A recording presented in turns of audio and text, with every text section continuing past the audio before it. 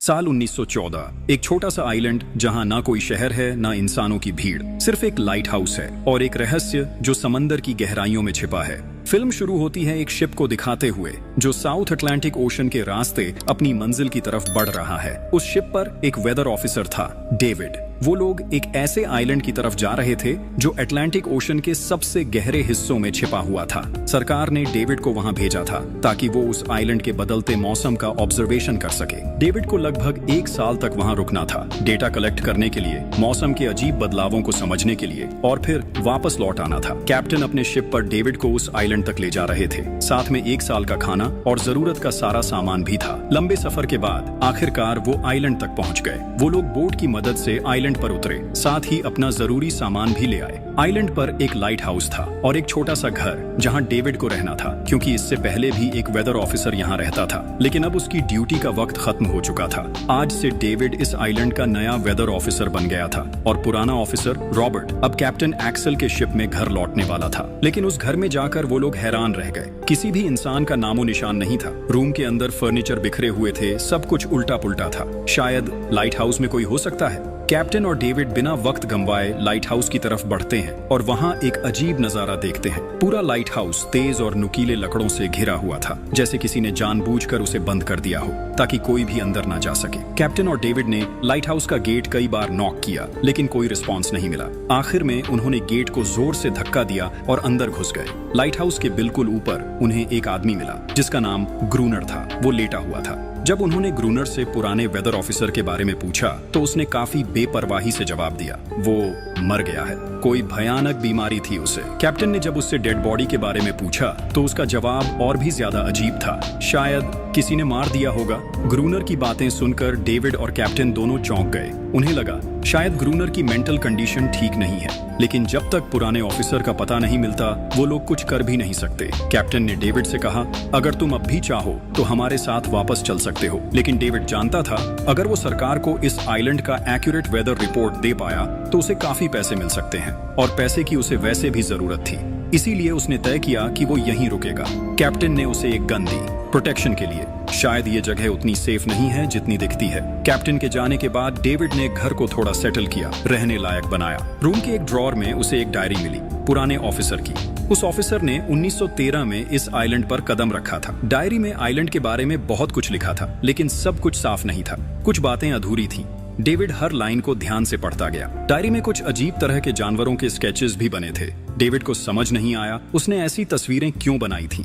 शायद वो अकेला था और टाइम पास के लिए ऐसा किया होगा। डायरी के एक पेज पर उसकी वाइफ की फोटो भी लगी थी। डेविड वो डायरी पढ़ते पढ़ते थक गया और धीरे धीरे उसकी आंख लग गई। अगली सुबह डेविड ने अपना काम शुरू कर दिया, लेकिन समुद्र के पास पहुंचते ही उसके कदम रुक गए। चट्टानों के बीच कुछ पत्थर अजीब तरीके से सजाए गए थे और उनके बीच कुछ सी शेल्स भी रखे थे, अजीब पैटर्न में। डेविड ने सोचा शायद ये सब ग्रूनर ने किया हो। ये सोचकर वो दोबारा अपने काम में लग गया। मौसम का डेटा कलेक्ट करना, वही काम जिसके लिए वो यहाँ आया था। काम के दौरान जब उसने बाइनोक्यूलर से लाइट हाउस की तरफ देखा तो उसे ग्रूनर के साथ एक और इंसान दिखा, लेकिन फिर उसने सोचा शायद उसका वहम हो। रात हो चुकी थी और डेविड अपने काम में बिजी था। तभी दरवाजे पर नॉक हुआ। उसने सोचा शायद ये ग्रूनर है। डेविड ने उसका नाम पुकारा, लेकिन कोई जवाब नहीं मिला। हाथ में लैंप लेकर जैसे ही डेविड आगे बढ़ा, उसके कानों में कुछ अजीब सी आवाजें गूंजने लगी और फिर उसने देखा गेट के नीचे से किसी अजीबोगरीब प्राणी का हाथ अंदर आने की कोशिश कर रहा था। वो हाथ इंसानी नहीं था। डेविड का दिल दहशत से भर गया। वो तुरंत बेसमेंट की तरफ भागा और वहां जाकर छुप गया। कुछ ही देर में वो रहस्यमयी क्रीचर घर के अंदर घुस चुकी थी। वो छुप छुप के डेविड को ढूंढ रही थी। बेसमेंट की एक छोटी सी क्रैक से उस क्रीचर की भयानक आंखें डेविड को घूरने लगी। डेविड ने एक छुरी उठाई और जैसे ही वो आंखें उस क्रैक के सामने आईं, उसने पूरी ताकत से छुरी घुसा दी। वो क्रीचर चीख के भाग गई, लेकिन वो कभी भी वापस आ सकती थी। डेविड ने बेसमेंट का गेट मजबूती से बंद किया, रस्सी से कस के बांधा और पूरी रात वहीं जागकर बिताई, दहशत के साए में। अगली सुबह जब डेविड घर से बाहर गया तो उसने रेत पर कुछ निशान देखे, पैरों के निशान, पर इंसान जैसे नहीं थे। बिल्कुल साफ था ये किसी इंसान का काम नहीं था। वो निशान सीधे समुंदर की तरफ जाकर खत्म हो गए थे। अब डेविड को सब समझ आ गया था क्यों ग्रूनर ने लाइट हाउस के चारों ओर नुकीले लकड़े लगाए थे, शायद उसी अजीब क्रीचर के लिए। और अब डेविड जान गया ये घर उसके लिए बिल्कुल भी सेफ नहीं है। शायद वो क्रीचर आज रात फिर से लौट कर आएगा। डर के मारे डेविड लाइट हाउस की तरफ दौड़ता है। ग्रूनर को चिल्लाकर चिल्लाकर कहता है, गेट खोलो, मुझे अंदर आना है। लेकिन ग्रूनर उसे अंदर नहीं आने देता और कहता है, तुझे तो उस शिप के साथ लौट जाना चाहिए था। डेविड निराश होकर वापस लौटता है, लेकिन अब उसे अपना घर सुरक्षित बनाना होगा। उसने घर की हर एक विंडो को लकड़ी से बंद कर दिया, हर तरफ नुकीले लकड़ों से घेरा बनाया और गेट के बाहर पुराने कागज और किताबें रखी। फिर उन पे तेल छिड़क दिया ताकि अगर वो क्रीचर वापस आए तो उसे आग से डरा के भगाया जा सके। लेकिन एक बात थी जो डेविड अब तक नहीं जानता था, और ये बात उसे आज रात पता चलने वाली थी। किस्मत से उसे घर के अंदर एक पुराना बॉक्स मिला। उस बॉक्स में एक गन थी और बहुत सारी बुलेट्स। ये देखकर उसे थोड़ी हिम्मत मिली, लेकिन डर अब भी जिंदा था। जैसे जैसे सूरज ढलने लगा, रात का अंधेरा हर तरफ छा गया। डेविड गन हाथ में लिए घर के एक कोने में चुपचाप बैठा था। उसकी सांसें तेज थीं। तभी एक अजीब आवाज सुनाई दी, और जब डेविड ने खिड़की की तरफ कदम बढ़ाया तो जैसे उसके पैरों के नीचे से जमीन ही खिसक गई। सिर्फ एक नहीं, पानी में से कई सारी वही अजीबो गरीब क्रीचर्स उठती हुई नजर आईं, और सब उसके घर की तरफ बढ़ रही थीं। कुछ ही देर में वो गेट को तोड़ने की कोशिश करने लगे। डेविड ने तुरंत गोलियां चलानी शुरू की। कुछ क्रीचर्स गिर गए, लेकिन बाकी और भी ज्यादा हिंसक हो गए। वो अब घर के अंदर घुसने की कोशिश कर रहे थे। जैसे जैसे उनकी तादाद बढ़ने लगी, डेविड ने बिना वक्त गंवाए गेट के बाहर रखे कागजों और पुरानी किताबों को आग लगा दी। आग देखकर वो क्रीचर्स डर के मारे वापस समुद्र में लौट गए। लेकिन अब वही आग डेविड के घर तक पहुंच चुकी थी। घर में आग लग चुकी थी, और क्योंकि पूरा घर लकड़ी का बना था, आग बिजली की तरह फैल गई। डेविड ने तुरंत एक चादर में लपेटकर खुद को बचाया, गेट तोड़कर बाहर निकला और लाइट हाउस के पास एक बड़े पत्थर के पीछे छुप गया। उसका दायां हाथ बुरी तरह जल चुका था। किस्मत से उसी वक्त बारिश शुरू हो गई। आग धीरे धीरे बुझने लगी, लेकिन पूरी रात की बारिश के बाद भी सुबह तक डेविड अपना घर नहीं बचा पाया। पूरा घर जलकर लगभग राख हो चुका था। अब अगर डेविड को जिंदा रहना है तो उसे लाइट हाउस में पनाह लेनी होगी। उसने अपनी राइफल उठाई और लाइट हाउस के पास के पत्थरों के बीच छुप गया। जब ग्रूनर पानी भरने के लिए लाइट हाउस से बाहर निकला तो डेविड उसके पीछे पीछे चल दिया। इरादा था उसे गन पॉइंट पर ले जाकर लाइट हाउस के अंदर घुसने का, लेकिन अचानक जब ग्रूनर ने उस पर गन तानी, तभी एक अजीब सा क्रीचर जो ग्रूनर के पास ही था उस पर हमला कर दिया। वो क्रीचर ग्रूनर का रक्षक था। ग्रूनर ने तुरंत डेविड को रोका और कहा, ये मेरा पालतू है। डेविड ने गोली नहीं चलाई, लेकिन एक शर्त रखी, अगर जिंदा रहना है तो लाइट हाउस में रहने दिया जाए। उसके पास 1 साल के लिए काफी गन पाउडर था और इतना खाना भी था कि दोनों बच सके। ग्रूनर कुछ देर चुप रहा, फिर धीरे से हाँ कर दी। शाम होने से पहले दोनों बचा हुआ खाना लेकर लाइट हाउस लौट आए। अगली सुबह वो क्रीचर चुपचाप डेविड का हाथ चाट रहा था, जबकि डेविड गहरी नींद में था, और कुछ ही देर में उसका हाथ काफी हद तक ठीक हो गया। ये सब डेविड के लिए एक शौक था, लेकिन जो आंखों के सामने हो रहा था उस पर यकीन करना मुश्किल था। लाइट हाउस के टॉप पर डेविड ने देखा ग्रूनर उन बुलेट्स को काउंट कर रहा था जो उन्हें गन से मिली थी, और वो क्रीचर अपने तरीके से ग्रूनर की मदद भी कर रहा था। इसका मतलब ये था कि ये जानवर वायलेंट नहीं है। डेविड अब ग्रूनर से उसके बारे में और जानना चाहता था, और फिर ये सब दुनिया के सामने लाना चाहता था, क्योंकि ये किसी मिरेकल से कम नहीं था। एक अजीब सी फीमेल क्रीचर समंदर के गहरे अंधेरों से उनके सामने थी। अगर इस क्रीचर का सच दुनिया के सामने आता तो डेविड और ग्रूनर दोनों दुनिया भर में मशहूर हो जाते। लेकिन ग्रूनर को ये सब नहीं चाहिए। वो इस आइलैंड से कहीं नहीं जाना चाहता। ग्रूनर के पास कोई अपना नहीं था। उसके हिसाब से सोसाइटी में कोई भी अकेला नहीं रह सकता। हर किसी को किसी न किसी का गुलाम या नौकर बन के रहना पड़ता है। इसीलिए उसके लिए ये आइलैंड परफेक्ट था। ये जगह जहां वो अपने आप को एक किंग समझता था, अपनी मर्जी का मालिक। इसी वजह से उसने आइलैंड के कई हिस्सों में लिख दिया था, ग्रूनर इज किंग। लेकिन वो अजीब सी फीमेल क्रीचर उसकी पालतू कैसे बन गई? असल में एक बार ग्रूनर ने उसकी जान बचाई थी। वो गलती से अपने फिशिंग नेट में फंस गई थी। तब वो क्रीचर छोटी थी और उस दिन के बाद से ग्रूनर के साथ ही रह गई। उसकी हर बात माननी शुरू कर दी। लेकिन ग्रूनर एक गुस्से वाला इंसान था और उसने कभी भी उस क्रीचर के साथ इंसानियत से बिहेव नहीं किया। उसके साथ रेगुलर फिजिकल रिलेशन रखता था। एक बार उस क्रीचर ने ग्रूनर पर हमला भी किया और उसके बदले में ग्रूनर ने उसे सजा दी, एक ऐसी सजा जिसके बाद वो क्रीचर अपने आप को ग्रूनर की नौकरानी समझने लगी। शायद इसी वजह से हर रात वो क्रीचर्स समंदर से बाहर आते हैं उसे वापस ले जाने के लिए, लेकिन वो क्रीचर्स दिन के उजाले में अटैक नहीं कर सकते। खैर, डेविड अब यहाँ और नहीं रहना चाहता। वो किसी आने वाले शिप को सिग्नल भेजकर ये जगह छोड़ देना चाहता है, लेकिन ये काम इतना आसान नहीं था। ग्रूनर का कहना था कोई भी शिप इस आइलैंड तक नहीं आती, लेकिन डेविड उसकी बात पर विश्वास नहीं करता। उसे यहाँ रहना अब बिल्कुल भी अच्छा नहीं लग रहा। उसे यहाँ घुटन सी महसूस हो रही है। वो जल्दी से जल्दी ये जगह छोड़ना चाहता है। शाम होने लगी है। ग्रूनर उसे कहता है गन लेकर रेडी हो जा, क्योंकि वो क्रीचर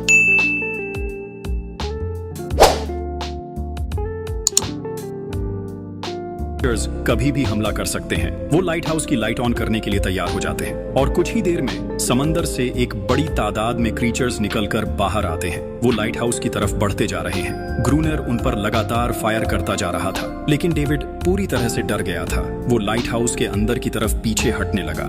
ग्रूनर के बार बार कहने के बाद भी वो बस एक कोने में चुपचाप बैठा रहा और कुछ ही देर में डेविड बेहोश हो गया। ग्रूनर अकेला उन क्रीचर्स से लड़ता रहा। अगली सुबह ग्रूनर ने गुस्से में उसे उठाया और कहा, अगर तुझे लाइट हाउस में रहना है तो मेरी हर बात माननी पड़ेगी। रोजाना पानी भर के लाना, लाइट हाउस के छोटे बड़े काम करना और रात को उसके साथ गार्ड ड्यूटी भी देना। चाहे डेविड चाहे या ना चाहे, ये सब करना उसके लिए मजबूरी बन गई थी। जिंदा रहने के लिए उसे लाइट हाउस में रहना ही पड़ेगा। डेविड अब ग्रूनर के सारे काम करने को तैयार था, लेकिन एक चीज थी जो उसे कभी पसंद नहीं आई। रोज रोज उस फीमेल क्रीचर को अलग अलग तरीकों से फिजिकली टॉर्चर करना। लेकिन जो इंसान सालों से इस सुनसान आइलैंड पे अकेला रह रहा हो, उसका मेंटल स्टेट थोड़ा बिगड़ना बनता है। डेविड भी कुछ ऐसा ही सोचता है। शायद ग्रूनर का दिमाग अब ठीक नहीं है, लेकिन फिर भी उसकी बात माननी पड़ती है। रात होती है, दोनों फिर से गार्ड ड्यूटी के लिए तैयार हो जाते हैं और एक बार फिर वो क्रीचर्स समंदर से निकलकर बाहर आते हैं। लेकिन आज डेविड को डर नहीं लग रहा। उसने फायर किया, पर आज ग्रूनर कुछ भी नहीं करता। वो डेविड को बाहर छोड़कर लाइट हाउस का गेट बंद कर देता है और खुद चुपचाप अंदर बैठ जाता है, ताकि डेविड खुद सीख सके कि इन क्रीचर्स से कैसे लड़ा जाता है, वरना वो लड़ते लड़ते मर जाएगा। डेविड चीख कर मदद मांगता है, लेकिन ग्रूनर उसकी मदद नहीं करता। इसी तरह लड़ते लड़ते वो रात कट जाती है और सुबह हो जाती है। सुबह ग्रूनर ने देखा डेविड लाइट हाउस के गेट के बाहर खून में लथपथ बैठा था। अब उसने सीख लिया था इन क्रीचर्स से कैसे लड़ना है। उसके अंदर का डर जा चुका था। इसी तरह वक्त गुजरता गया, रातों को उन क्रीचर्स से लड़ते हुए और दिन भर ग्रूनर के लाइट हाउस के काम संभालते हुए। ये आइलैंड अब उसके लिए एक बंद घर जैसा हो गया था। वो हर वक्त ये सोचता रहता कि कब ये जगह छोड़े, कब आजाद हो। समय के साथ साथ डेविड का उस फीमेल क्रीचर के साथ एक अजीब सी दोस्ती बन गई थी। डेविड को उसके लिए अब बुरा लगने लगा था। अब उसे समझ आया था कि अपने लोगों को छोड़कर अकेला रहना कितना मुश्किल होता है। शायद वो क्रीचर भी कुछ ऐसा ही महसूस करती थी। डेविड ने उस क्रीचर को एक नाम भी दिया, एनेरियस। और फिर एक दिन उन्होंने देखा कि उन क्रीचर्स के अटैक्स धीरे धीरे कम हो रहे हैं। डेविड सोचता है शायद सर्दियों में वो कहीं और चले जाते हैं, जैसे वेल्स करती हैं, या फिर शायद उन्हें समझ आ गया था इन दोनों से लड़कर कुछ नहीं मिलेगा। लेकिन ग्रूनर ने उसे साफ कह दिया, बिल्कुल नहीं, वो फिर से अटैक करेंगे। अब वो खुद को रिप्रोड्यूस कर रहे हैं, उनकी तादाद बढ़ती जा रही है। कुछ और दिन ऐसे ही गुजर गए। एक रात डिनर के बाद ग्रूनर और डेविड ने वक्त काटने के लिए चेस खेलना शुरू किया, लेकिन यहीं पे ग्रूनर से एक बड़ी गलती हो गई। वो दोनों खेल में इतने उलझ गए कि लाइट हाउस की लाइट्स ऑन करना ही भूल गए और अंधेरे का फायदा उठाकर क्रीचर्स ने उन पे अटैक कर दिया। डेविड ने देखा वो क्रीचर्स अब ब्रीड कर चुके हैं। उनकी तादाद इतनी ज्यादा थी कि दो लोग मिलकर भी ज्यादा देर तक नहीं लड़ सकते थे। गन्स के बुलेट्स भी ऑलमोस्ट खत्म हो चुके थे। किसी तरह बचते बचाते वो लाइट हाउस के टॉप तक पहुंच गए, लेकिन इस बीच ग्रूनर के पैर में गहरी चोट लग गई। वो क्रीचर्स लाइट हाउस में घुसने की कोशिश कर रहे हैं और डेविड और ग्रूनर को कहीं से भी बचने का रास्ता नजर नहीं आ रहा। उन्होंने हार मान ली, लेकिन खुशकिस्मती से सुबह हो गई थी। जैसे ही सूरज धीरे धीरे उभरता है, वो क्रीचर्स लाइट हाउस छोड़ के समुंदर में वापस चले जाते हैं। अनारियस ग्रूनर के जख्म को ठीक करने की कोशिश करती है, लेकिन अब तक डेविड को समझ आ चुका था कि वो इन क्रीचर्स के साथ ये लड़ाई जीत नहीं सकते। बुलेट्स भी अब खत्म होने के करीब हैं। उनके पास खाना भी इतना नहीं है कि ये ज्यादा देर तक चल सके। अगले दिन खुशकिस्मती से जब डेविड लाइट हाउस के बाहर इधर उधर घूम रहा था, उसने समुंदर में एक जहाज देखा। वो जल्दी से अंदर से फ्लेयर गन लाया और जहाज को सिग्नल देने गया, लेकिन ग्रूनर ने उसे रोक दिया क्योंकि वो नहीं चाहता कि डेविड यहाँ से जाए। उसी वक्त अनारियस ने ग्रूनर पे हमला कर दिया। वो डेविड को ग्रूनर से बचाना चाहती थी। ग्रूनर किसी को भी ये आइलैंड छोड़ने नहीं देना चाहता। ये आइलैंड उसकी अपनी दुनिया है, जहाँ वो एक किंग की तरह रहता है, एक सर्वेंट है जो उसकी हर बात मानती है। वो इस जिंदगी को छोड़कर शहर वापस नहीं जाना चाहता और वो डेविड को भी जाने नहीं देना चाहता। इतने टाइम से अकेला रहने के बाद अब उसके पास कोई था जिससे वो बात कर सकता था। धीरे धीरे वो शिप डेविड की आंखों के सामने समुद्र में गायब हो गई। अब उसके पास कुछ भी करने को नहीं था। ऐसे ही कुछ और दिन बीत गए। ग्रूनर, डेविड और अनारियस दोनों के साथ अब भी बुरा बर्ताव कर रहा था, लेकिन अनारियस को वो खास तौर पे मारता था, जो डेविड को बिल्कुल पसंद नहीं था। एक दिन डेविड ने अनारियस को एक छोटी टॉय बोट गिफ्ट में दी, जो उसने वेल की हड्डियों से बनाई थी। शायद इससे अनारियस का मन थोड़ा हल्का हो जाए। लेकिन जब एनारियस ने उस बोट को देखा तो वो डेविड को आइलैंड के एक ऐसे कोने में ले गई जहां वाकई एक असली बोट रखी थी। जब डेविड ने उस बोट के बारे में ग्रूनर से पूछा तो उसने कहा हाँ, उसे ऑलरेडी पता था कि आइलैंड के उस हिस्से में एक बोट है। कुछ महीने पहले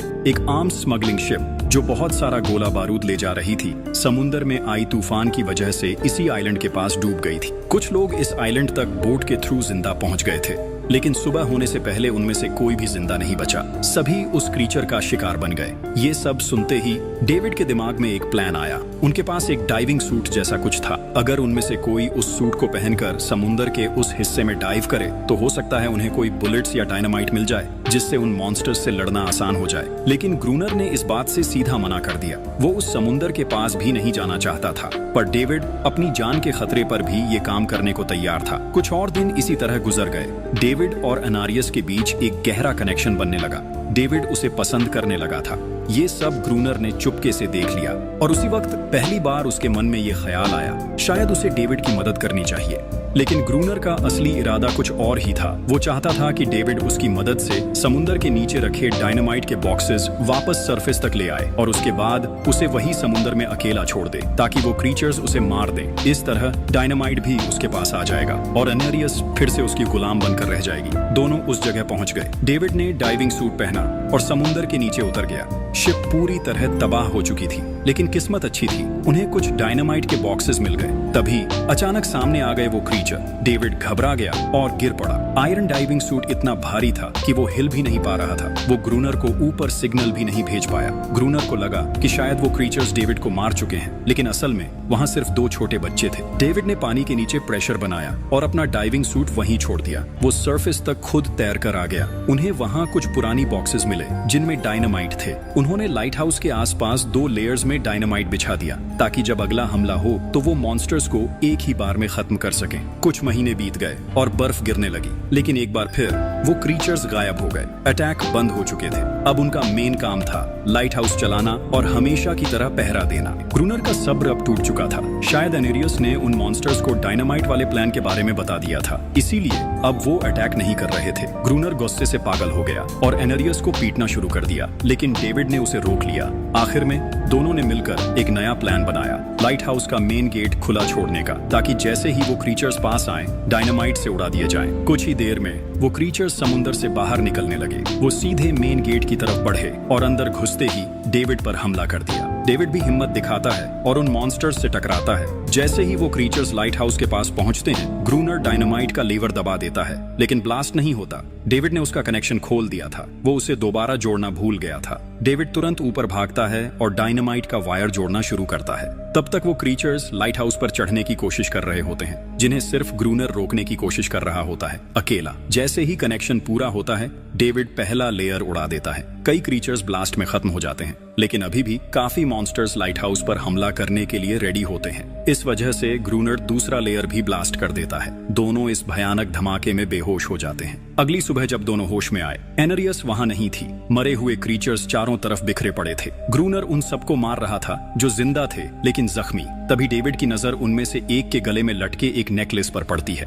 और उस मोमेंट पर डेविड को अपनी सबसे बड़ी गलती का एहसास होता है। जिन क्रीचर्स को वो अब तक वायलेंट समझते आए थे, वो भी इंसानों की तरह सिविलाइज थे, सिर्फ बोल नहीं सकते थे। शायद उनका लाइट हाउस पर हमला करना किसी वजह से था, लेकिन ग्रूनर के लिए ये सब बेकार बातें थीं। उसके लिए वो इस आइलैंड का किंग था और हर किसी को उसका हुक्म मानना पड़ता था। उस दिन के बाद वो क्रीचर्स फिर कभी वैसे अटैक नहीं कर पाए, लेकिन हर दिन समुंदर के किनारे से एक रोती हुई आवाज आती थी। डेविड को अब तक नहीं पता था कि उन्होंने कितना बड़ा नुकसान कर दिया था, कितनी फैमिलीज टूट गईं, कितने बच्चों ने अपने लोग खो दिए, सिर्फ एक गलतफहमी की वजह से। अगले दिन डेविड ने समुंदर में उन क्रीचर्स के कुछ छोटे छोटे बच्चों को देखा, वो सब जिन्होंने अपने परिवार खो दिए थे। डेविड ने पत्थरों का एक गोल सर्कल बनाया और उसके बीच में वो छोटी टॉय बोट रख दी ताकि एनारियस वापस लौट आए। लेकिन कितना भी इंतजार किया, एनारियस कभी वापस नहीं आई। एक सुबह डेविड ने देखा ग्रूनर बेहोश पड़ा था। उसके आसपास कुछ पुरानी चीजें रखी थीं। उनमें एक पुरानी तस्वीर भी थी और जैसे ही डेविड ने उस तस्वीर को देखा वो हैरान रह गया। वो लड़की जिसका फोटो उसने पहले दिन ग्रूनर की डायरी में देखा था वो कोई और नहीं, उसकी पत्नी थी। ग्रूनर की एक वाइफ थी और वो इस लाइट हाउस का वेदर ऑफिसर था जो लगभग 1 साल पहले इस आइलैंड पर आया था। उसका असली नाम रॉबर्ट था, लेकिन उसने अपना नाम बदल लिया था क्योंकि अब वो कभी ये आइलैंड छोड़ना नहीं चाहता था। ये सब देखकर डेविड ने भी ये उम्मीद छोड़ दी कि वो कभी इस आइलैंड से जा पाएगा। अगले दिन शाम को जब डेविड समुंदर के किनारे गया, उसने देखा कि उस सर्कल में रखी छोटी बोट अब वहां नहीं थी, लेकिन उसी जगह पर उसने एक क्रीचर का छोटा सा बच्चा देखा जिसके हाथों में वो बोट थी। डेविड ने अपनी टॉर्च उस सर्कल के बीच में फेंक दी ताकि वो दिखाए कि उसका इरादा लड़ने का नहीं है, उसे किसी को चोट नहीं पहुंचानी, वो उनके साथ दोस्ती करना चाहता है। कुछ ही देर बाद समुंदर की लहरों से अनारियस निकलती है और उसके पीछे पूरा क्रीचर्स का ग्रुप भी समुंदर से उभर आता है। लेकिन इस बार कोई भी डेविड पर अटैक नहीं करता क्योंकि वो भी अब शांति चाहते हैं। उनका इरादा सिर्फ एक सेफ जगह पाने का था अपने बच्चों के लिए, जो हर एक जानवर करता है। उन्हें इस आइलैंड पे इंसानों की अचानक एंट्री बिल्कुल पसंद नहीं आई, इसलिए उन्होंने हर रात अटैक किया। लेकिन ये बात ग्रूनर को कौन समझाए, वो तो अब भी खुद को इस आइलैंड का किंग मानता है। ग्रूनर लाइट हाउस से बाहर आता है हाथ में बंदूक लेकर। डेविड उसे समझाने की कोशिश करता है ये क्रीचर्स लड़ना नहीं चाहते, ये शांति चाहते हैं, लेकिन ग्रूनर किसी की नहीं सुनता। वो अनारियस को चीख कर कहता है अंदर चली जाओ, लेकिन ये पहली बार था जब अनारियस ने उसकी बात नहीं मानी, क्योंकि अब वो उसकी नौकरानी नहीं रही, अब वो सिर्फ एक माँ थी जो अपने बच्चों के लिए खड़ी थी। ग्रूनर अंदर से कमजोर महसूस करने लगता है क्योंकि अब कोई भी उसका हुक्म नहीं मान रहा था। गुस्से में उसने लाइट हाउस की तरफ कदम बढ़ाए। डेविड को लगा शायद ग्रूनर को अब समझ आ गया होगा कि हर एक जानवर आजादी चाहता है, कोई भी किसी का गुलाम बनकर नहीं जीना चाहता। लेकिन ग्रूनर समझदार इंसान नहीं था। जैसे ही वो लाइट हाउस पहुंचा, उसने सिग्नल गन से एक फ्लेयर छोड़ी जो सीधा जाकर एक छोटे क्रीचर के बच्चे से टकरा गई। उस बच्चे की तुरंत मौत हो गई। सभी क्रीचर्स डर के मारे भाग गए और अनारियस ने भी डेविड पर से अपना पूरा भरोसा खो दिया। गुस्से से पागल डेविड तुरंत लाइट हाउस की तरफ भागता है और ग्रूनर से टकरा जाता है, उससे लड़ने लगता है। क्यों किया तूने ये सब? ये लोग तो बस शांति चाहते थे। लेकिन ग्रूनर इतना वायलेंट हो चुका था कि उसने डेविड को मारने का फैसला कर लिया। हाथ में एक्स लेकर जैसे ही वो डेविड पर वार करने जा रहा था, डेविड ने उसे उसके असली नाम से पुकारा, रॉबर्ट। ये सुनकर ग्रूनर एकदम रुक गया। असल में रॉबर्ट ऐसा इंसान कभी था ही नहीं। इस आइलैंड पर आने के बाद उसकी मेंटल स्टेट लगभग टूट चुकी थी। अकेलापन, अपनी वाइफ की मौत और गहरा डिप्रेशन, इन सब ने उसे ऐसा बना दिया था। वो असल में कोई किलर नहीं था, वो एक अच्छा इंसान था। वो क्रीचर्स कभी लड़ना नहीं चाहते थे, वो बस शांति चाहते थे। ग्रूनर ने उन्हें सिर्फ इसलिए मारा ताकि वो खुद को पावरफुल दिखा सके, और अब ग्रूनर को अपनी गलती का एहसास हो चुका था, इसलिए उसने खुद को उन क्रीचर्स के सामने सरेंडर कर दिया और कुछ ही पलों में उन्होंने उसे मार दिया। डेविड लाइट हाउस के अंदर खुद को लॉक कर लेता है। वक्त ऐसे ही बीतता चला जाता है और 1 साल बाद आइलैंड पर एक गवर्नमेंट ऑफिसर आता है, साथ में एक नया वेदर ऑफिसर भी होता है। डेविड को वहां से ले जाया गया और अब नए गवर्नमेंट ऑफिसर ने इस आइलैंड पर वेदर मॉनिटर करना शुरू किया। लेकिन उस ऑफिसर को लगा कि डेविड ही ग्रूनर है और डेविड ने भी उनकी इस गलतफहमी को ठीक नहीं किया। वो चुपचाप बैल्कनी पर गया और खड़ा हो गया बिना कुछ कहे, क्योंकि अब वो भी इस आइलैंड को छोड़ना नहीं चाहता था, बिल्कुल ग्रूनर की तरह। इसी दौरान एनारियस भी अपने परिवार के साथ खुश थी। अब उन्हें किसी ग्रूनर जैसे आदमी का डर नहीं था। अब वो आइलैंड पर भी और समुंदर में भी आजादी से जी सकते थे।